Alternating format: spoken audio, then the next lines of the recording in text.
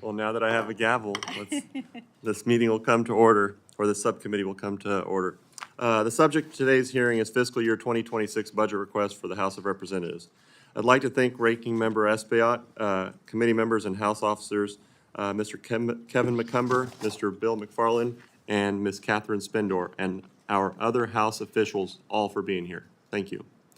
I know that all members of this committee share my appreciation for work that you do and each member of your staff do to keep the House operating efficiently and effectively.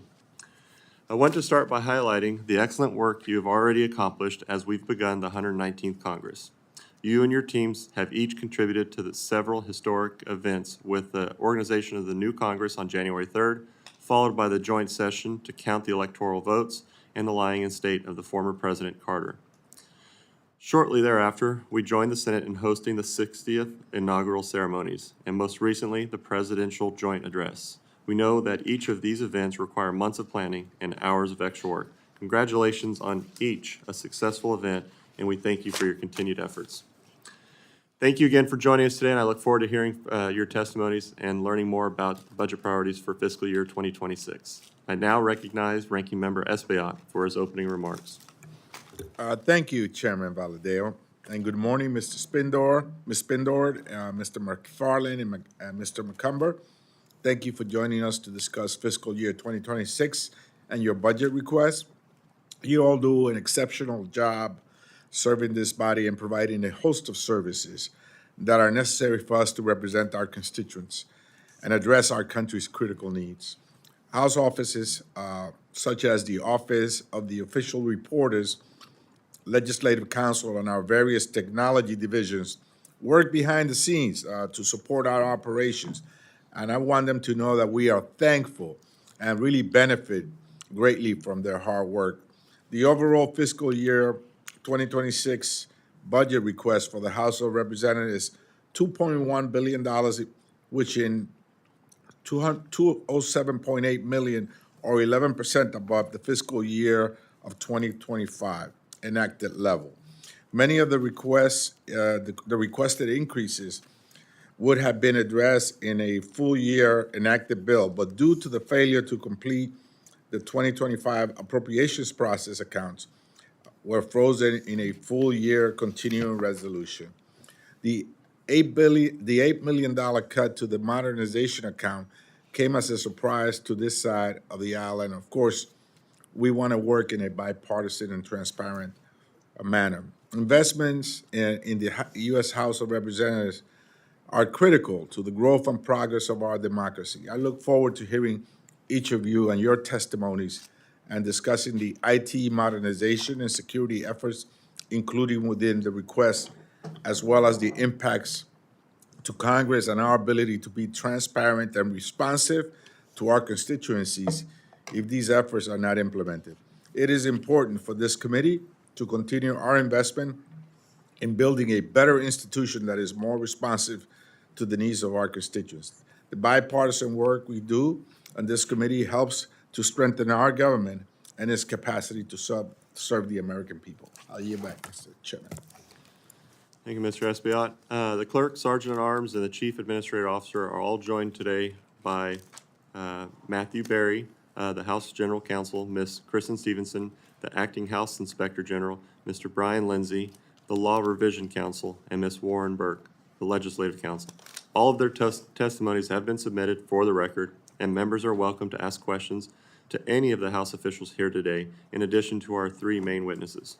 Mr. McCumber, your full testimony has been submitted for the record, and you are now recognized to provide a summary of your written testimony. Chairman Valadeo, Ranking Member Espaillat, members of the subcommittee, thank you for your ongoing support for the Office of the Clerk and our 222 staff. I'm extremely proud to testify on their behalf about our operations and fiscal year 2026 budget request. I'd like to take a moment to acknowledge and thank my colleagues beside me, Catherine and Bill, and the other House officials here in the room. Their support and collaboration in managing the House's daily operations is absolutely critical for our continued success. To put the bottom line up front, we are requesting $48,992,000 for fiscal year 2026. This is an 18.18% increase above the fiscal year 2025 enacted funding level.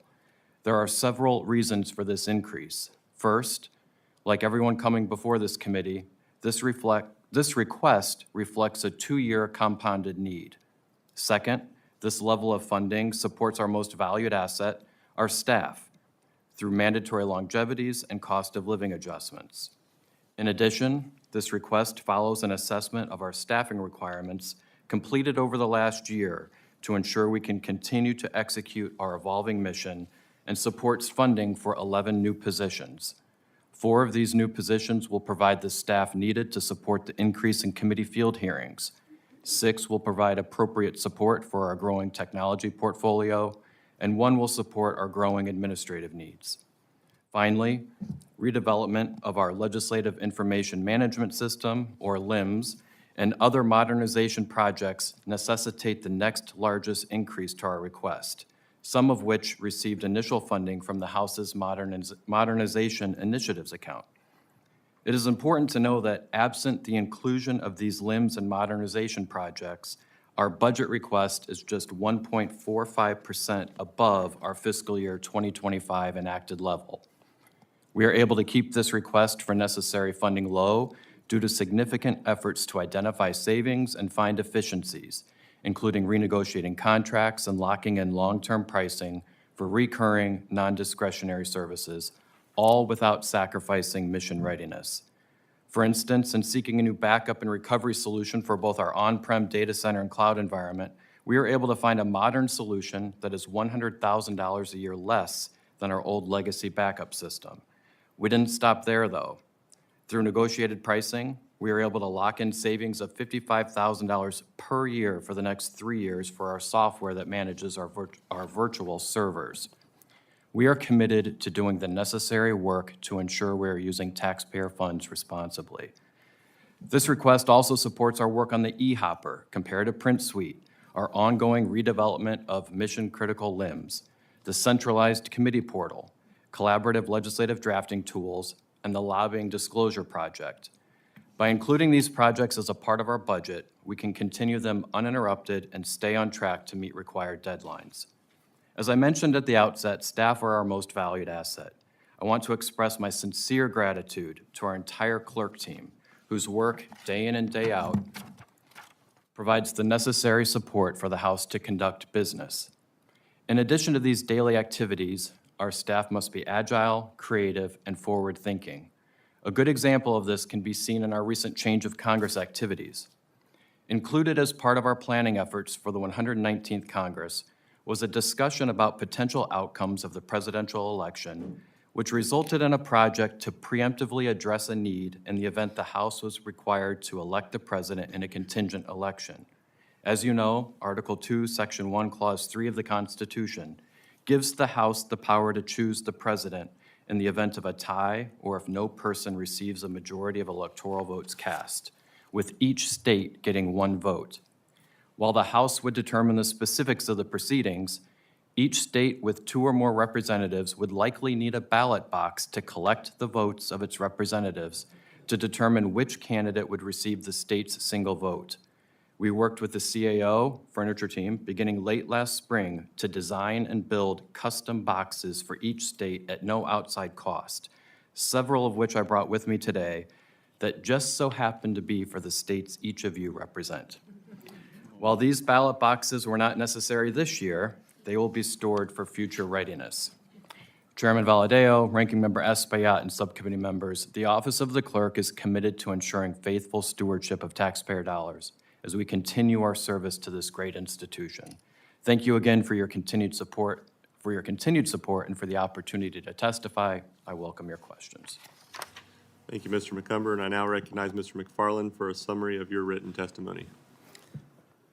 Good morning, Chairman Valadeo, Ranking Member Espaillat, and members of the committee.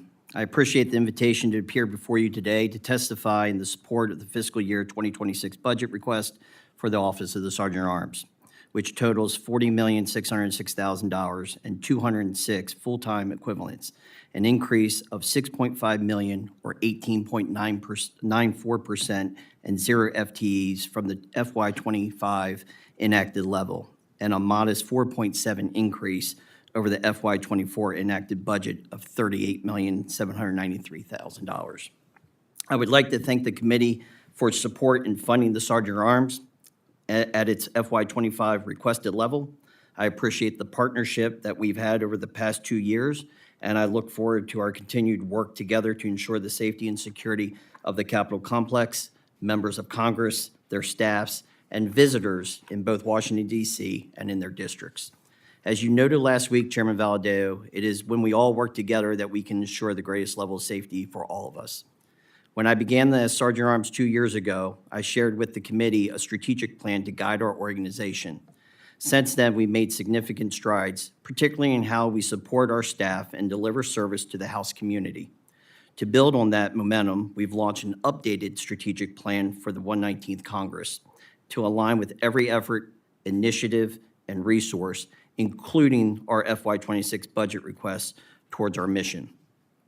A central focus of our budget request is continued investment in our workforce.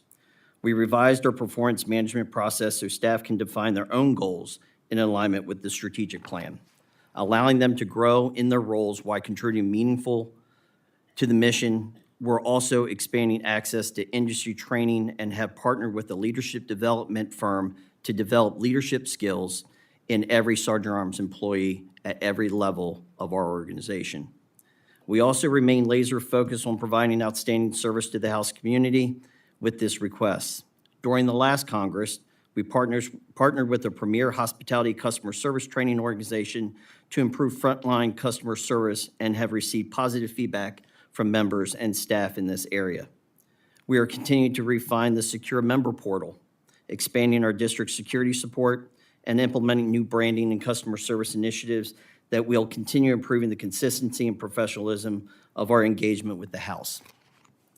We've also worked with the architect of the Capitol and the U.S. Capitol Police to implement new physical security enhancements, including hardened doors in key areas of the Capitol. Included in the budget request is funding for the Sergeant at Arms to continue to provide in-person security awareness briefings in members' districts. In conjunction with the U.S. Capitol Police, security awareness briefings provide a security overview for members and staff on how to respond to a typical security issue that an office encounters, and includes best practices for district office security, residential security, and for hosting and attending events in their district. Our request also includes funding to advance innovation, particularly in areas like mobile duress alert systems for members, AI-enacted event monitoring tools, and new software to modernize parking security. Each of these initiatives reflects our goal to anticipate needs before they arise and deliver solutions that support safety, efficiency, and responsiveness. In closing, the FY 2026 Sergeant at Arms budget request has been prepared in the spirit of zero-based budgeting, remaining fiscally responsible without jeopardizing mission-critical services provided to the House community. My office is fully committed to continue delivering top-tier, nonpartisan security services for our esteemed members, their families, and staff. In my first Congress as Sergeant at Arms, I placed renewed focus in executing the fundamentals. This Congress, we are fixated on taking the organization to the next level in terms of technology and modernization, while still striving for excellence in executing the fundamentals. We recognize the immense responsibility entrusted to us and are dedicated to upholding the highest standards of professionalism and efficiency. I look forward to working with the committee and my fellow House officers here today, and I welcome any questions you may have. Thank you, Mr. McFarland, and I now recognize Ms. Spendorf for a summary of your written statement. Thank you. Good morning, Chairman Valadao, Ranking Member Espaillat, and members of the subcommittee.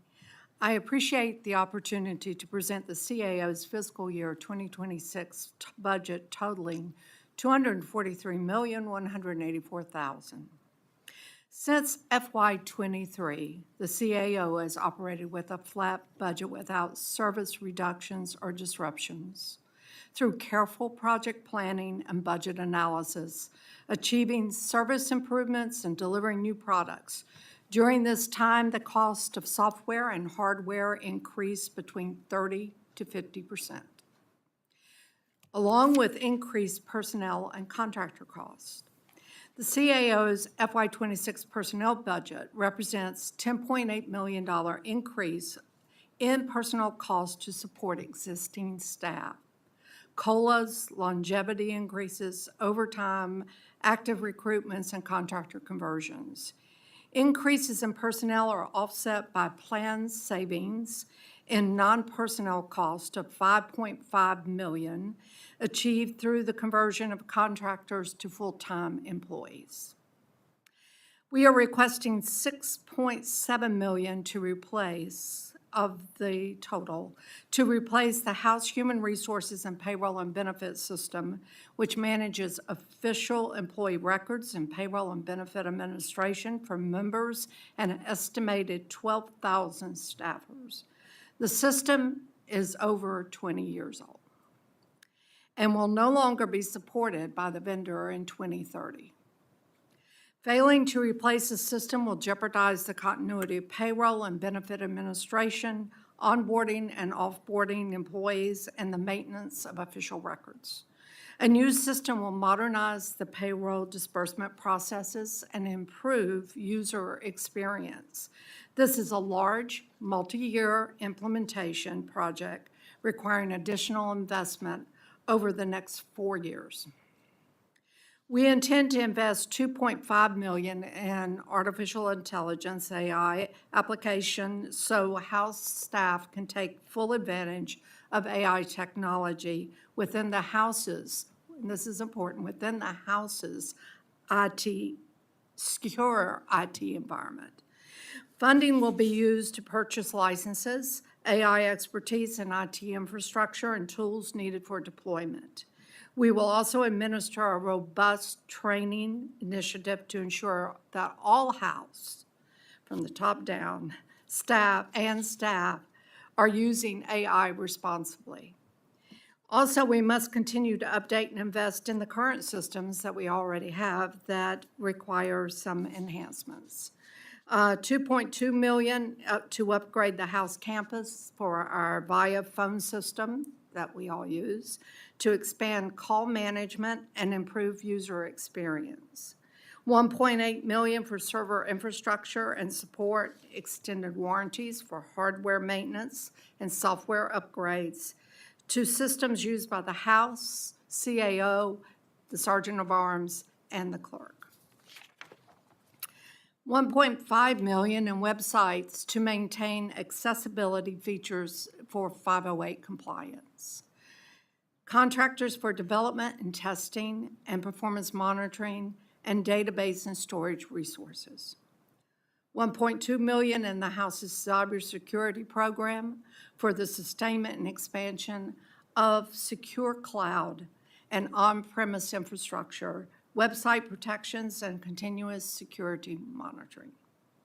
$1 million to support Mac computers with a new system management and monitoring system to protect House users and data and expedite the deployment of system updates, including multiple users per Mac device used for interns, requested for interns. We haven't been able to do it yet.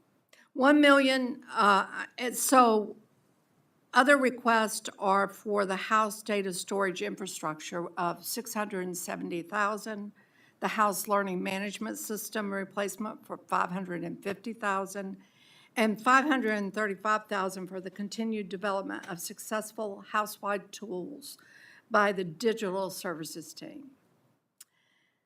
Failing to fund these critical projects will jeopardize House operations, reduce services, or critical security issues, and could be the result, along with system outages. I want to thank the subcommittee, along with the Modernization Subcommittee, for their continued support of modernization initiatives. Over the past 3 years, we have been able to get support that has enabled the implementation of numerous member-driven improvements that strengthened and modernized House operations. The CAO office is dedicated to being an essential resource for all members and staff. That is our mission. We have talented and dedicated staff within the CAO prepared to continue providing services for critical house operations. Thank you, and I'll be happy to answer any questions you may have. Thank you. Thank you, Ms. Bendor. Thank you to all our witnesses for testifying before the committee today. For questions, I will call on members based on seniority of those present when the hearing was called to order, alternating between the majority and minority, and then we'll call on members in order of their arrival. Each will have 5 minutes. I will recognize myself for the first 5 minutes.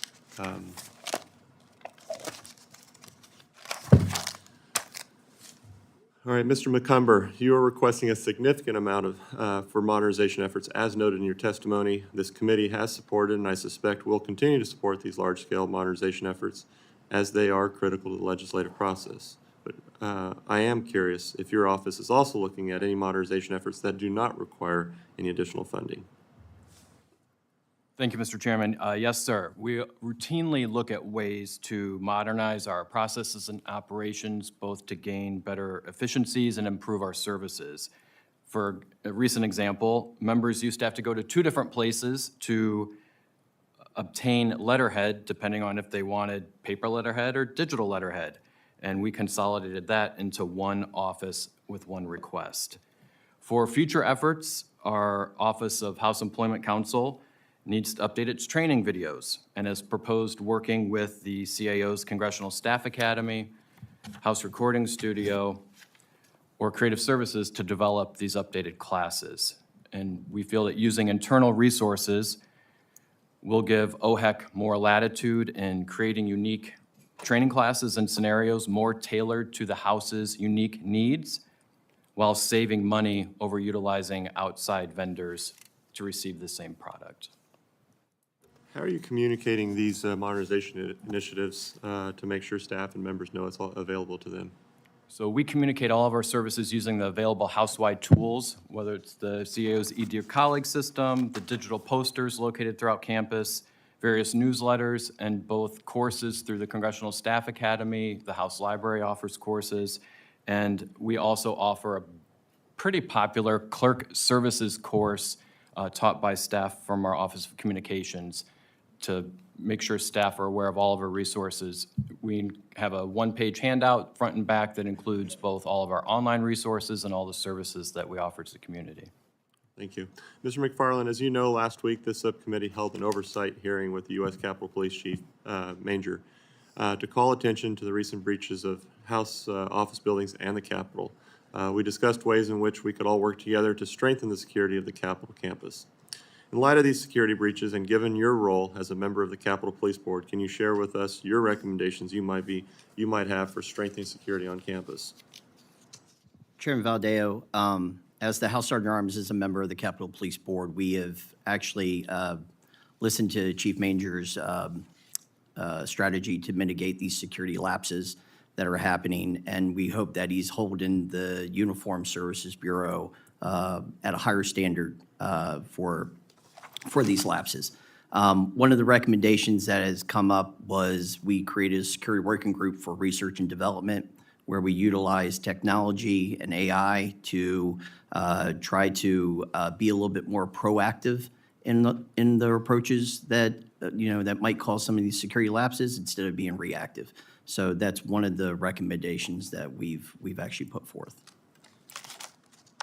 Any timeline for replacing the chief that is now retiring?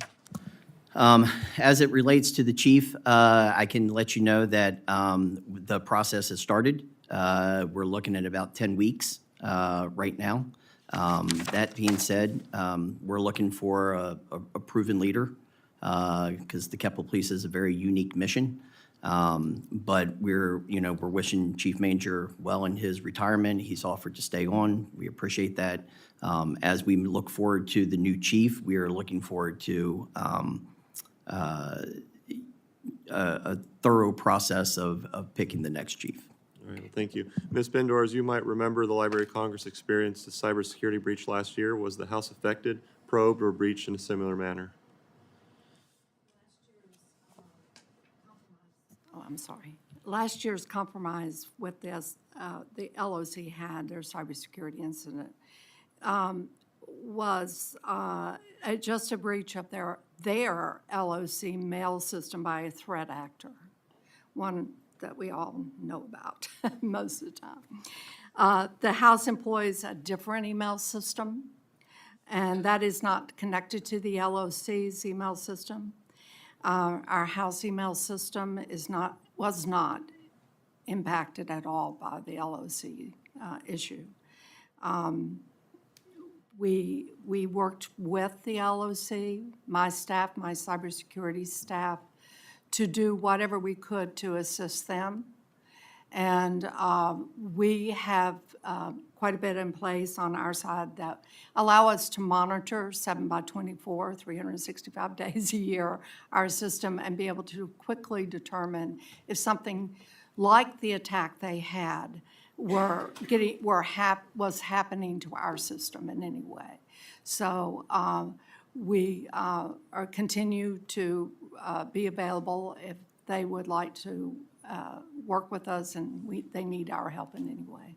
All right, well, thank you, and my time's expired, so Mr. Espiat, you're recognized for 5 minutes. Thank you, Mr. Chairman.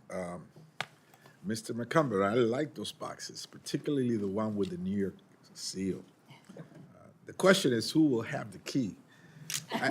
I submit to you that a copy of that key should be given to Mr. Hoyer, who's been around for a long time. I'm sure he will ensure that the proper count is taken. Yes, sir, and the Maryland box is in the back corner, too. We just didn't have room on the table for all the states. We're filling it up now. Mr. McFarland, thank you for being here today. How many security breaches occurred? You have a number? The count right now is, I think, 4, sir. 4 security breaches? Correct. I How think many one- Go ahead.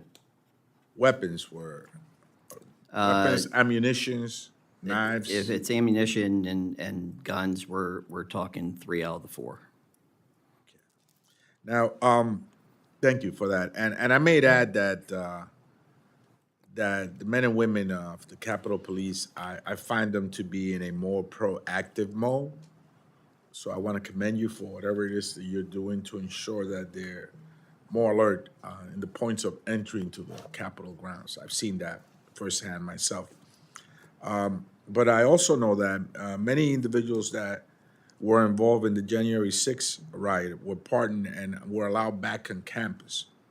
It's almost like if someone assaulted a family member of yours, and then all of a sudden they're released and they come back and they show up on your block, in front of your house, in front of your apartment building. I'm sure that any family will be alarmed about that. In fact, I saw one of them holding a press conference just a short distance away from the Ways and Means room where the men and women of the Capitol Police ushered members from both sides of the aisle during January 6th to protect them from bodily harm, or as if we take into consideration what some of the chants were, maybe even death. And so what measures are you taking to ensure that some of the same Capitol Police officers that were in harm's way during January 6th are not in harm's way again when a violent person with a violent history, obviously, shows up on our campus? Sir, every day, we don't know some of the people that come through our doors. We are an open building. It's open to the public.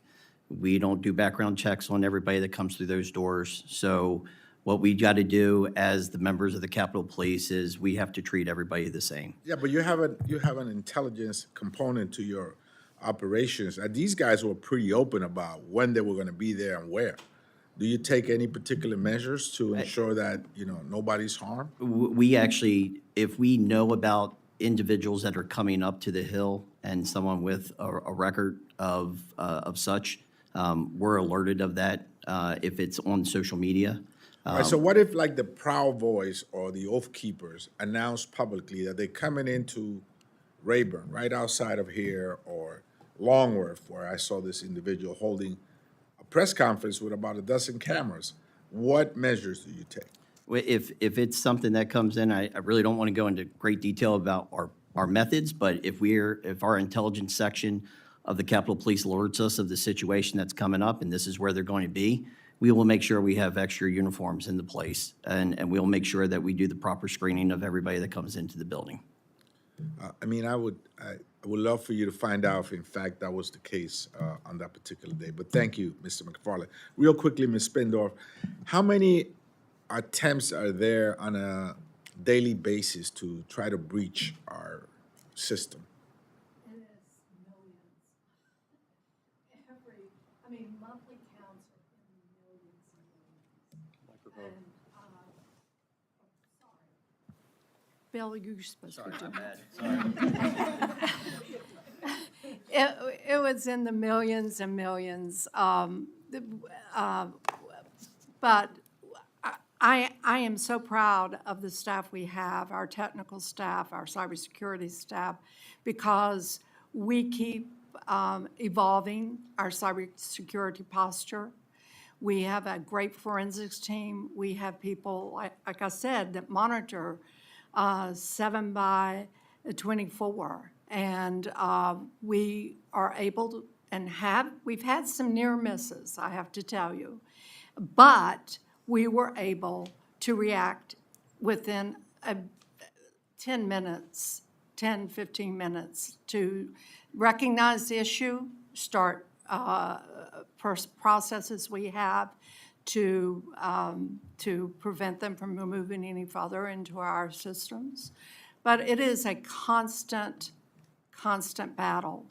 And we do cybersecurity training. I've mentioned that to a few people lately, where they can come to your office and talk to you about some things that you and the people within your office can do to help better protect yourself from being hacked in any way.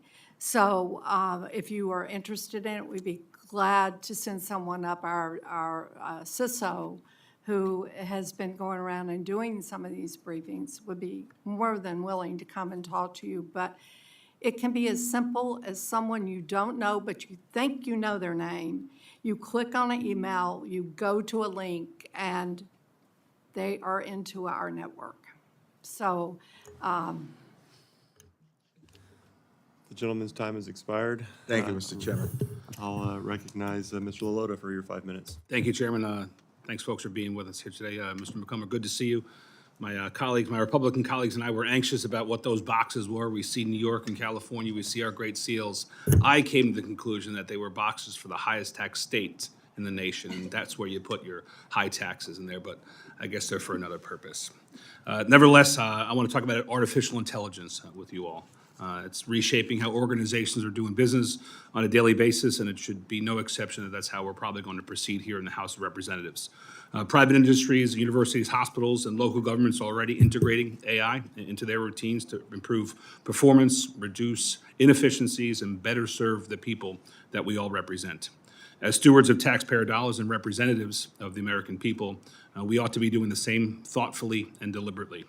But I think we all agree that we need to proceed with caution and with clear standards in place. And any AI used within the House must meet the highest standards for data security and privacy, and I appreciate your commentary earlier.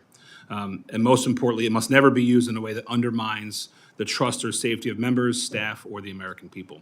Ms. Spindor, it's great to see you again. Thanks for being in my office a couple of days ago. How is your office approaching AI tools that can make internal operations more efficient, things like HR, payroll, and trainings? thank you for that question. This is something that we've worked on very seriously, of course, AI, since it became a thing, a product. Through primarily ChatGPT was the first introduction of it, and we've worked with many of the offices and their staff to have responsible ChatGPT usage. And as we move forward, we developed the first of many agencies. I think we were the first agency to develop our cybersecurity and AI position. And our policy on AI and the use cases by which we would agree to use AI. We are looking, as I mentioned in my testimony, at an AI product. It is with a vendor that we are very familiar with, and they are in a FedRAMP environment with the product. We would be using it against our secure data and monitoring it thoroughly to make sure it was used appropriately. But most importantly, with any new product, it's a whole lot more than just the product. If you do not go and you do not, as I mentioned before, make sure everybody understands how to use it properly. So let me ask you a follow-up question then. Tell us specifically on policies, procedures, protocols. What are you all doing to ensure that we maintain the highest levels of cybersecurity, privacy, and data, things that just make for good business in this quickly evolving space? What are you doing formally to ensure those high standards? Formally, we will take any product that anyone is interested in using that may have AI in it. We run it through a thorough cybersecurity process to make sure that it does meet the policy that we put out, and which is on HouseNet, by the way, if anyone would like to go out and look at it. That's what I'm getting to, ma'am. Yeah. Is that specifically with our staffs, committee staffs, what sort of policies are you promulgating to us to ensure that we are compliant with those high standards? It is the House AI policy that we have released. And in addition to that, we're available, as I said, to come out and talk to anyone that would like to delve into it a little bit more, be able to understand what type of products we are looking at to make sure that they are secure for the house. But we go through for any product, whether it's AI or otherwise, we go through a thorough review of it before we initiate any implementation of it in our environment. Yeah, I would offer you to continue that interaction. It's healthy, it's productive. The advance of AI is going to be exponential, and we're going to all have to keep pace. And the more that our offices can communicate with each other on that, the better we'll do our jobs. Yeah. Thank you, Chairman. I yield. Thank you, Mr. Lalota. Now recognize Mr. Hoyer for his 5 minutes. Thank you very much, Mr. Chairman. I'm glad to be back on this subcommittee after 2 or 3 decades. And I want to say the reason I came back is because I think the operations of the House of Representatives and the United States Senate, the House of Representatives, is critical to the American people. They don't know any of you, and they don't know any of the people sitting in front of us. But what you do for them is absolutely essential. And it is absolutely essential that we keep the best and the brightest. And when they leave, they retire or leave for some other reason, it is critically important for us to be able to recruit the best and the brightest, to deal with some of the complex issues that have been raised by the chairman, Mr. Lowe, and the ranking member. When Speaker Pelosi was Speaker, she decoupled the salaries from members who have not raised their salaries now in 15 years. Not with raises, but with COLA adjustments. I would like each one of you to tell me the impact that has had on your ability to retrain and recruit the best and the brightest to serve our institution and the American people. Thank you, Mr. Hoyer. Quite simply, it's allowed us to be able to recruit and retain to keep pace with both the Senate as well as the executive branch. So it's Specifically, the Senate and the executive branch. How out of kilter were we with those two competitors, if you will? with the Senate, we were at pace with them until we both decoupled, and I believe they got 1 year ahead of us until we caught back up. But the executive branch has been consistently. And prior to that time, I think one of you mentioned to me in my office that we were losing people to the Senate. Yes, sir. So our terrific official reporters, the stenographers, when we both staff pay as well as the way we handled the leave system for our stenographers, the Senate offered better benefits along those lines. And so until we changed the way our leave system worked, as well as we're able to increase staff pay, we were consistently losing stenographers to the Senate for those better benefits. And since we've put those in place, we've been able to retain staff. Ms. McFarland and Ms. Bender, would you like to comment on that? Sure. Just to let you know, we've actually taken some people from the Senate side, so I feel better about that.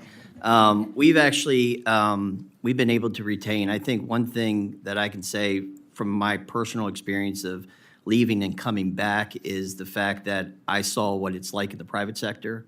I saw where, for Catherine's purposes, cybersecurity folks and how much they make on the outside compared to where they are in the government is a large contrast. So that's something that should be Can looked you at. give me sort of a guess at what the contract is? Sure. I think when you take a look at the company that I worked for, there was system security administrators that were making $200,000 a year, and they were, working from home.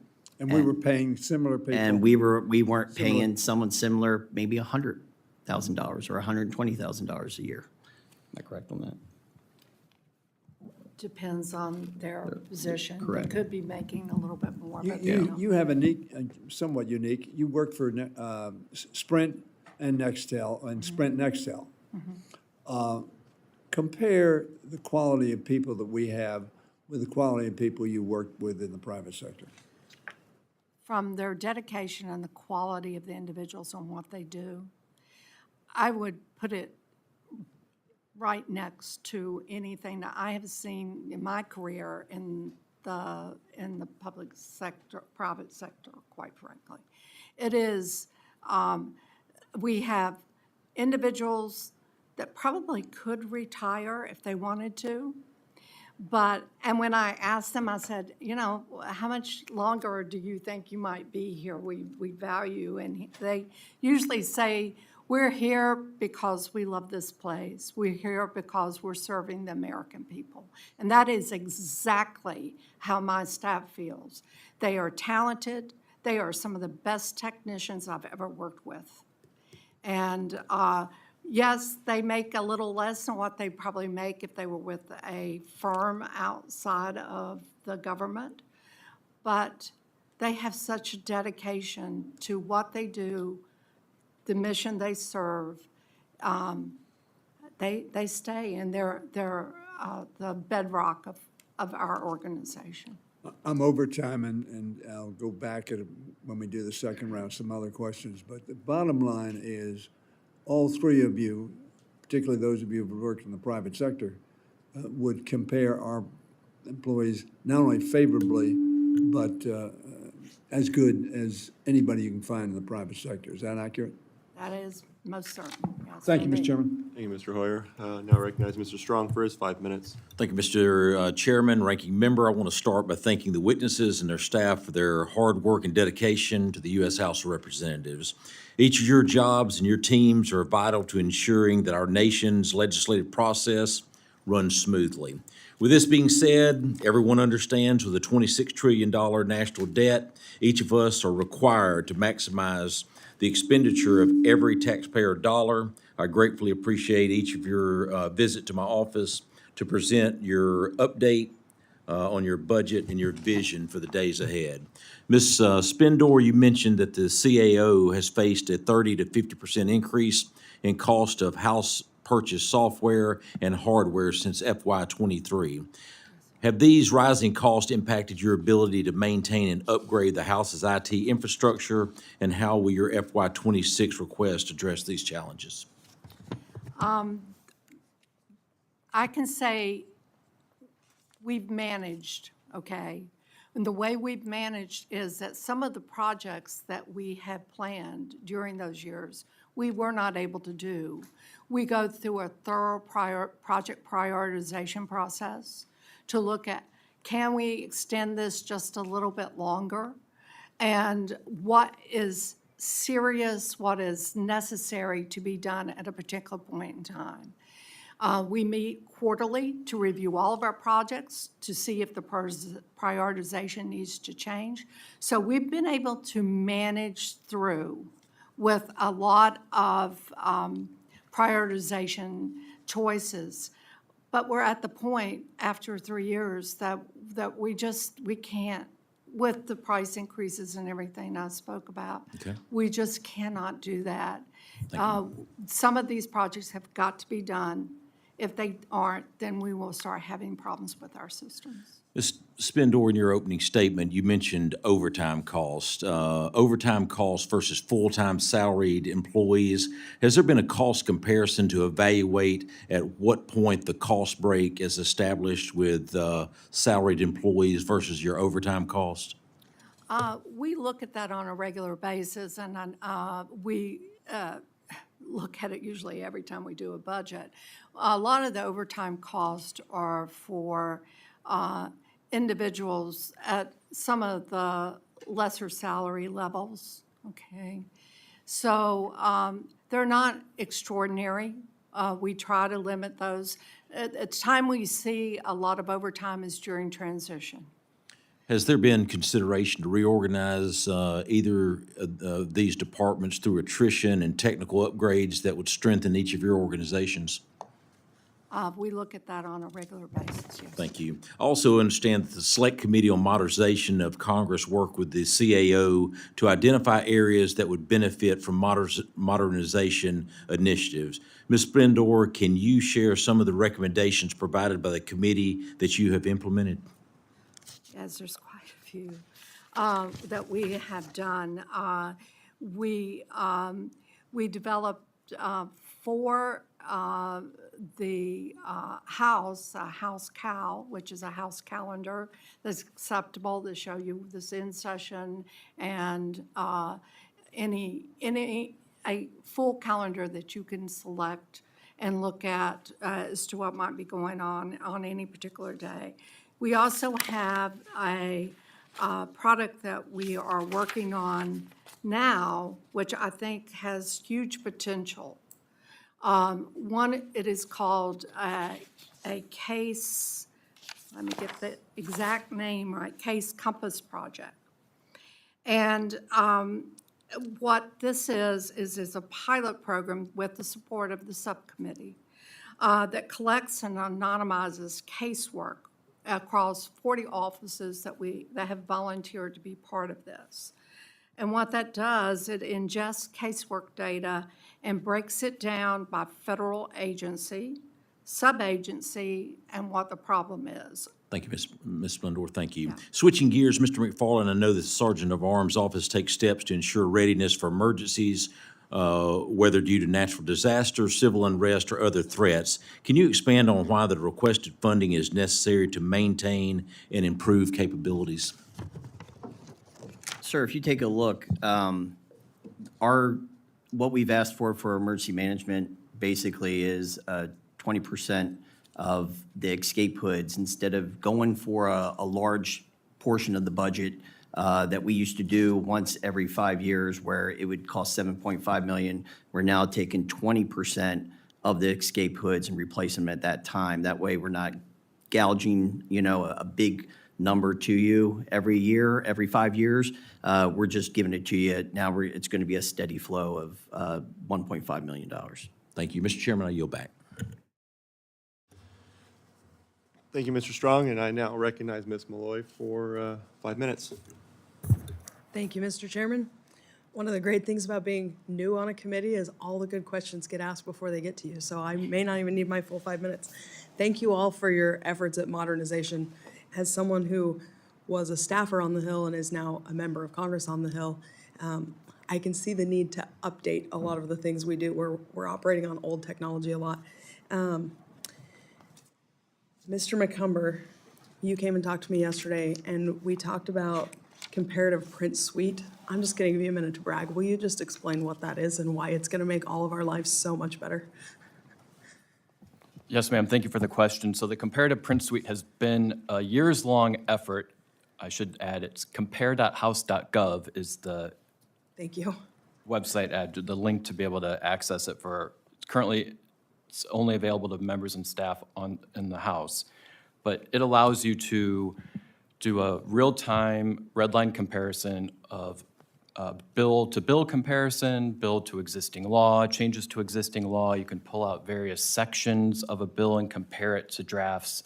And it takes a lot of the effort that that had to be expended previously, and it just takes it right down, drills it right down and pulls out exactly what you're looking for using, I should add, a form of AI, natural language processing. And it's been a really helpful tool both to members, I know committees and staff, to be able to have that real-time comparison. Thank you. As a former legal counsel on the Hill, I would have loved to have had that. Yes, There ma'am. were a lot of times I was trying to explain what a bill would do to an existing law, and I'd always say it would be so nice to have a red line. So I appreciate that. Mr. McFarland, we talked about the Secure Member Portal app, and without disclosing anything proprietary, can you explain how that works and how often it's being used? Sure. So every member of Congress voluntarily, we offer them what we call the Secure Member Portal. And now we've created an app to go with that portal.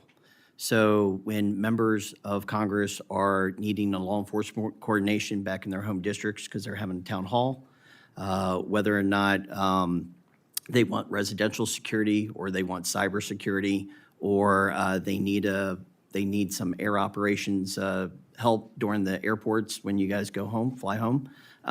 This member app now is on your phone that you can utilize it a lot quicker.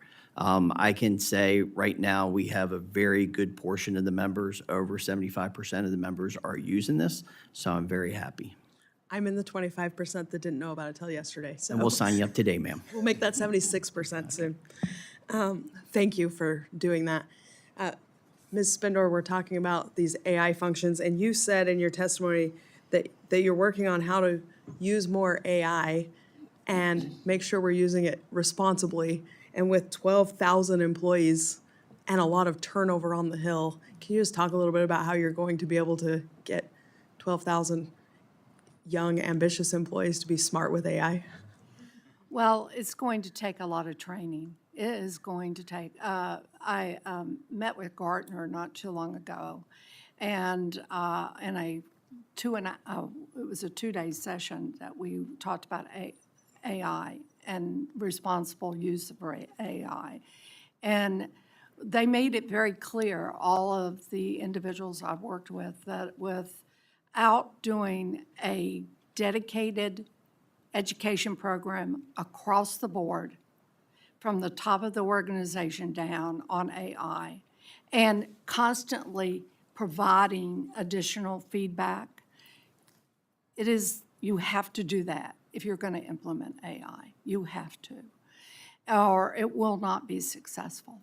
So I asked my staff about a month ago, after I came back from meeting with Gartner, that we needed to start our planning now, our strategy now, for how, when we roll out a product, how we're going to do the training, and train, and train, and train. And that's what we're going to do. We have to. I don't want to see a major investment in any product that we make go unused or not used correctly when there's so much potential to use the data that we can garner from it. Thank you. I'm just about out of time. Mr. Chairman, can I have 30 more seconds because I've got 2 quick questions? Agility is recognized. I'll be fast. So to all of you, thank you for being here. One question I want to ask, it's not even a question, you don't have to respond, I'll be fast. We have so many forms we have to fill out from your offices, and they all have to be signed by a member. And I would just request that you look at some of the forms you require us to fill out and see if a chief's signature would satisfy something like a request to remove junk from our offices. And then the only other thing, I talked to some of you yesterday about coming in a special election and trying to get through some of these processes outside of the normal freshman orientation. Please let my office help you improve that. We've got 2 people being sworn in today, and I would like them to have a better experience than I had. With that, Mr. Chairman, I yield back. Thank you, Ms. Malloy, and I now recognize Mr. Moore for 5 minutes. Thank you, Mr. Chairman, and thank you all for being here. Just want to start off real quick, touching on what Mr. Hoyer had talked about a little bit as it relates to retention. Is some of that, have we seen a dramatic change over the years? They stick all the former staffers on the end. I've worked here too.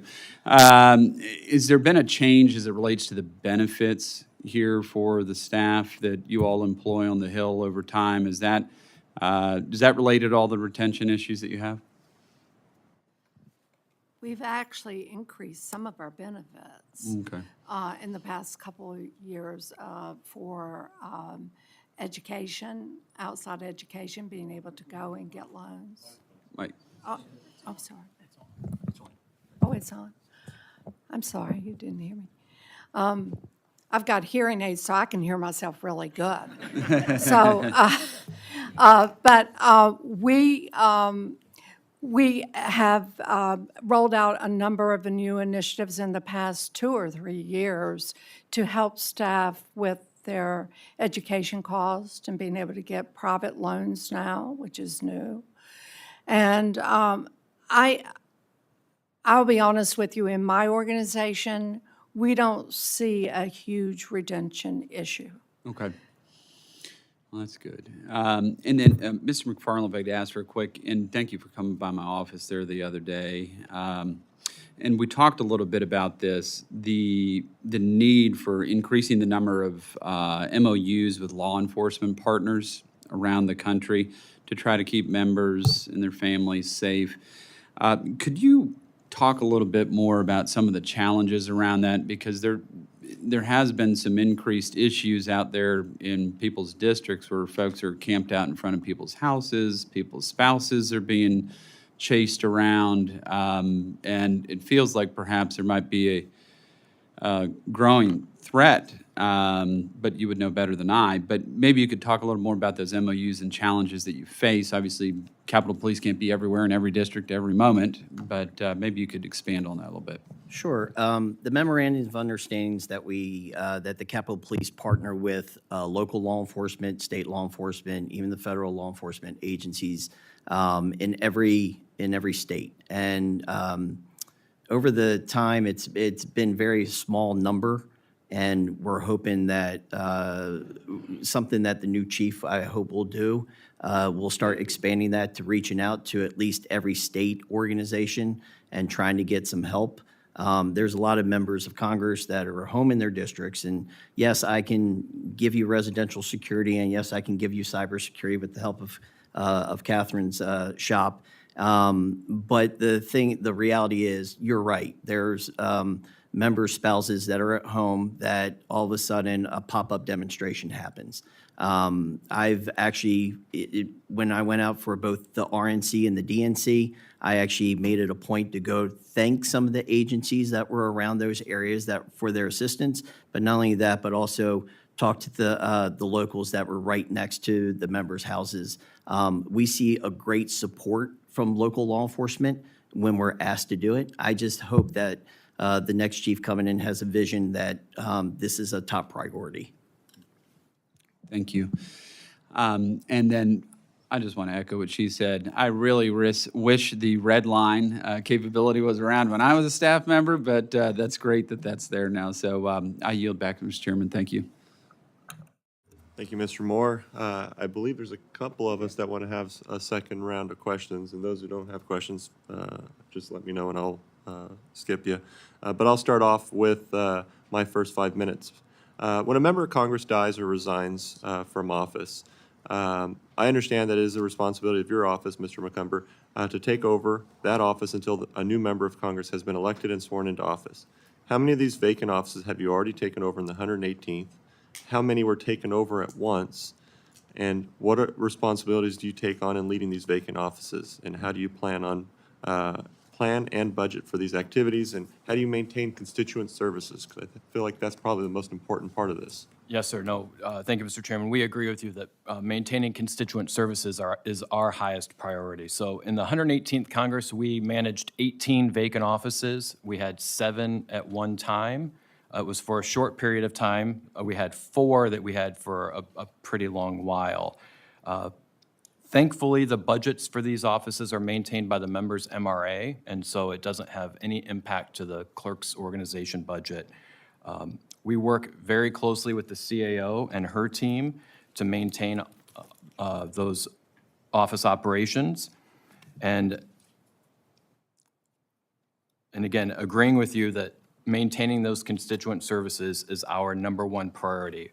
We meet with the staff of the vacant office within a week or so of when it becomes vacant. Obviously, we have conversations with them as soon as it happens, but a more formal meeting with myself included, and I make sure every one of them has my cell phone number in case they need to reach me directly if they're not getting the assistance that they need from our staff.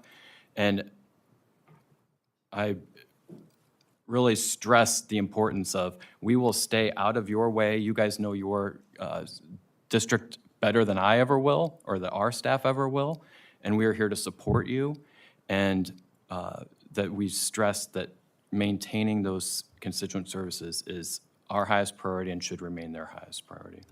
Does the staff at that point have the ability to do any sort of outreach to constituents to help clarify that the office is still able to provide these constituent services? Yes, and so shortly after the vacancy, there's a letter that goes out for existing casework that letting them know, is this something you'd still like to continue? Staff can still accept new casework requests. Staff still attend town halls. If there's anything where they can learn something that will affect their constituents, whether it's with going to a town hall from another federal department that's coming to visit, or just going to other town councils and hearing and seeing, what's going on in the area, that they can then share that information with their Okay, so I constituents. guess I meant by that was if they're able to send out any sort of like mass mail or some sort of post on social media, something more visible, are they allowed to do that without a member in place? So we have, not typically, when there are natural disasters that happen in the district, they come through us and say, is this something we can post? We're very concerned about making sure that while the constituent services are still in place, that we're not taking any sort of a position on anything one way or another. And so things like a natural disaster or preparations or where to get resources, we've allowed them to make those posts and to make sure that those that Yeah, I just citizens- imagine that some constituents might be a little bit concerned if they have a case and they're, obviously if there's a pending case, that's one issue, but if they have a case that comes up, do they feel comfortable reaching out? And I was just curious if they had the ability to send out an email saying, hey, even though this happened, we still have the ability to take care of folks, so feel free to reach out. But I imagine you guys would have to approve that on a case-by-case basis, but That's right. casework is something I've always taken pretty serious, and I know a lot of my colleagues do as well, and it's something our constituents depend on, and if they're not able to do that as staff, I imagine those constituents are troubled by that. Ms. Bendor, so I noticed a lot of new hardware around the building mounted, and I assume we've updated a lot of our hardware for some of our house public networks.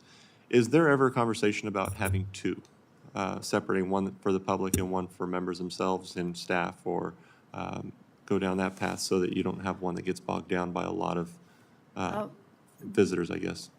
It's certainly something we can look into. We have not had a request for that. We have the Wi-Fi system that is for the general public, the house public Wi-Fi system, as opposed to, what we would use internally. But our networking organization is always taxed to make sure that everything is working. We've replaced some of the network components over the years simply because it is complicated in the house buildings to have good connectivity all the time because of the age of them and other things. But we can look into that if that is something that you all would like us to do and what the cost would be for it. It would be an additional expenses as far as network switching, connectivity, and everything. But no one has asked, but I'll be glad to look into it. Yeah, I've had a few people complain about sometimes the system getting bogged down during, I think, higher traffic times. So it was just something that's been brought to my attention. So it would be interesting to get some feedback on that. And my time's expired, so I'll recognize Mr. Esbiot, 5 minutes. Thank you, Mr. Chairman. Mr. McFarland, I think we've had a conversation in the past where I've shared with you my concern about perhaps what I view as the most vulnerable time for members of Congress, which is when we're coming out from votes and we got to catch a flight or make a meeting, and we have someone picking us up in front of the Capitol. We're somewhat distracted, and I think that that's a vulnerability. But also at Union Station or at the airports, you know, when we're trying to make a flight or trying to catch Amtrak, and we may be somewhat distracted and open to an attack. And first, I wanted to know if there's been any consideration for AI related security in the Capitol campus that would ensure that we're a little bit more protected. I also am concerned that as we're getting swept by the dogs, the canine unit, you know, people are just walking right by us with backpacks, cyclists, runners, hundreds of them.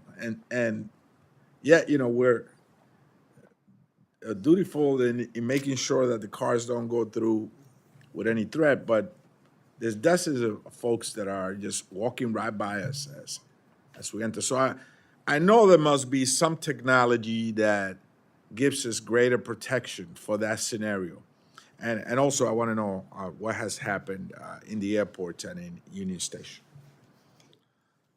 So, sir, I can say right now, some of the mitigation factors that we put in place when there's a vote on, besides the sweeping of the cars, we lock down the plaza. So we lock down the plaza that it's only for staff and it's only for members to go through. We do not let the public come through that area without being searched. That said, I personally can tell you that I saw this just the other day.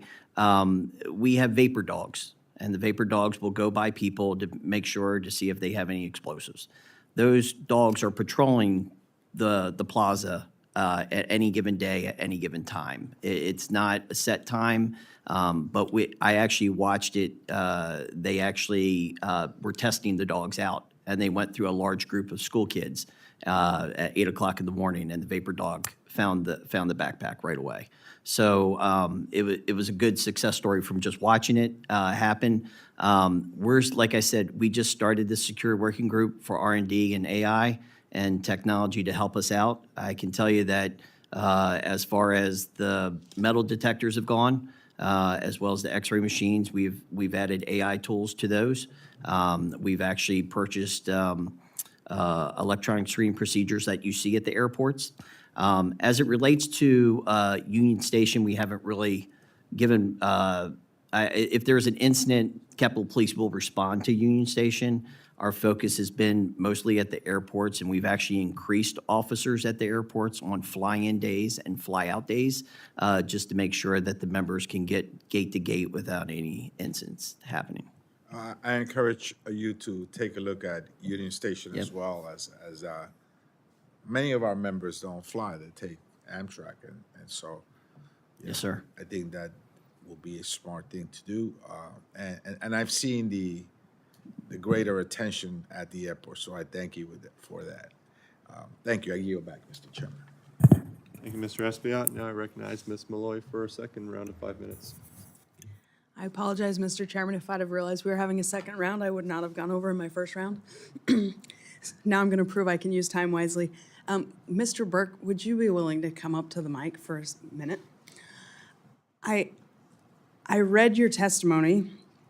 By the way, congratulations on your appointment as legislative counsel for the House.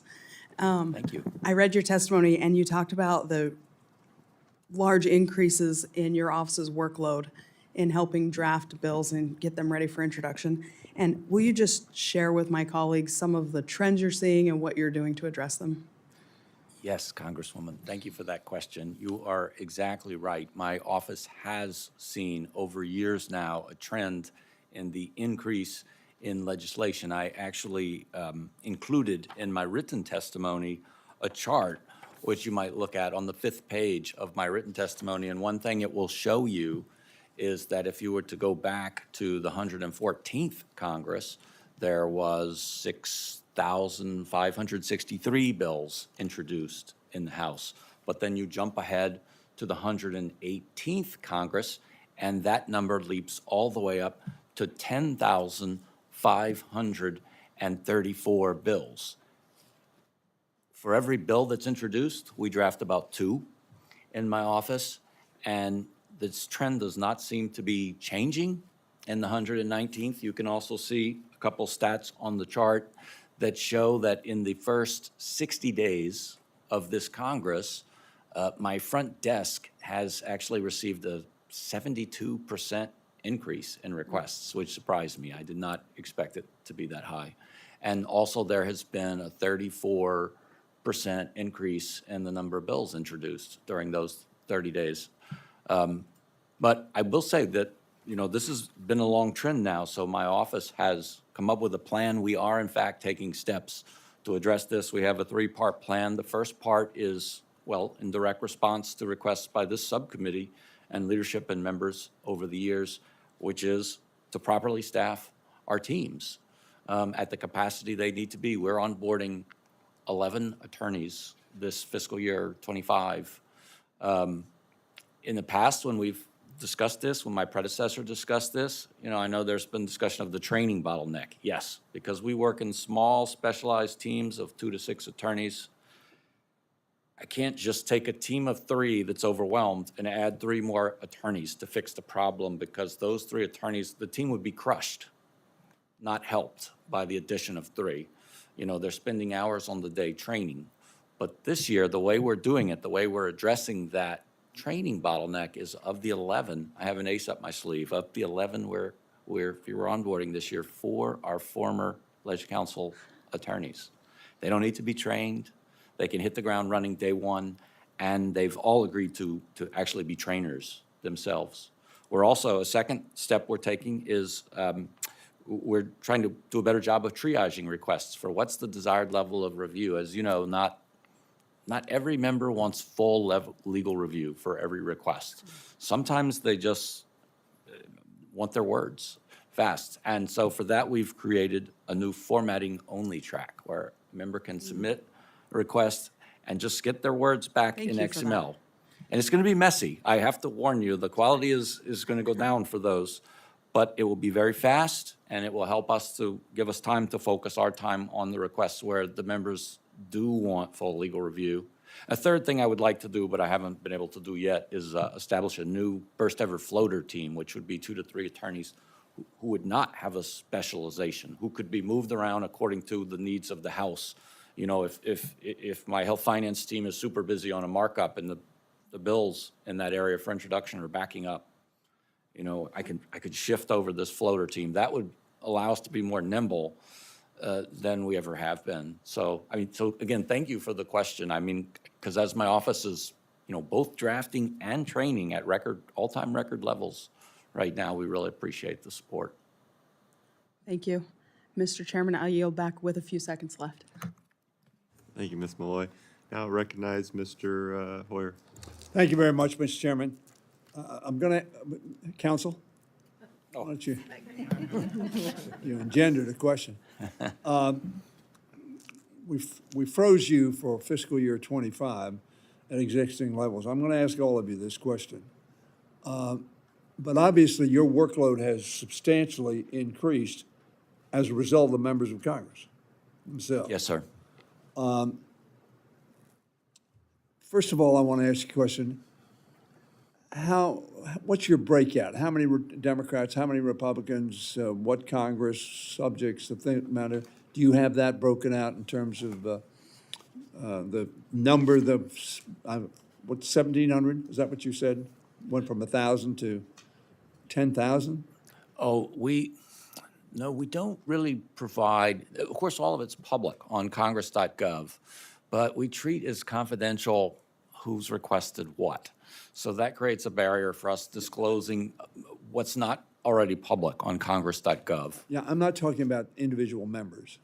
What I'm talking about is gross, you say there's been a very substantial increase over the last few Congresses. There has. And what I'm trying to get at is what engendered that increase? Yes, it's a good question, which I admit I cannot fully explain the increase, but I do have some theories, some factors that are contributing to it. Most notably, of course, we have the Supreme Court's decision in Loper Bright last year, where now, there is, that's an increase in workload, not necessarily an increase in requests, but an increase in workload to the extent bills need to be drafted in greater detail than they were before. And also, I would say outside stakeholder text proliferates, messaging bills. Those are probably part of the answer, but not the full answer for why it's increasing. You said messaging bills? Yes, You sir. said okay, Yes. No, I understood what messaging bills are. I'd like all of you to answer that question. You were frozen at fiscal year '25. You, I know, Ms. Bender, essentially at 23 numbers.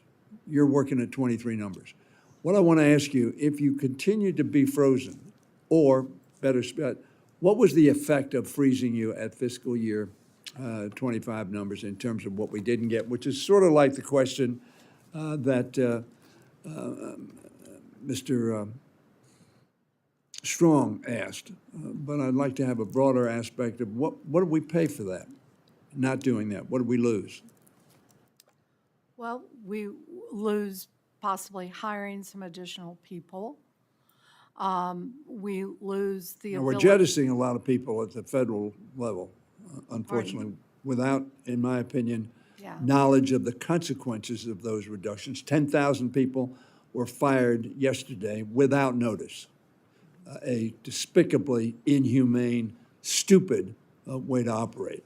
But we froze you, all of you, Yes. without, I think, a full understanding of the impacts of that freeze, and what I'm trying to get at. Well, for us, it just prevented us from doing some of the additional projects and things that we had hoped to do.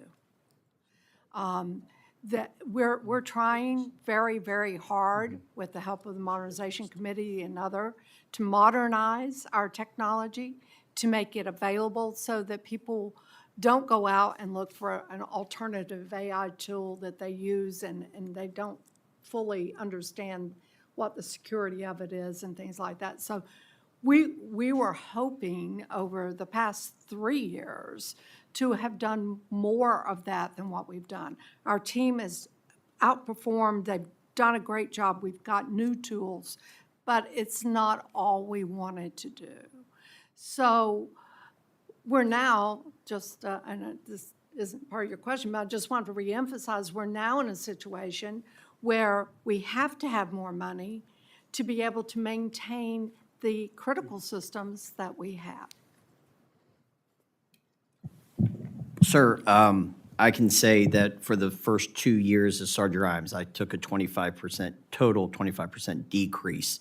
I'm just now starting to see the pendulum swing the other way, based off of technology and modernization. When I take a look at our budget, if we were frozen, I would have to go back and, talk to my executive team where we need to make the cuts.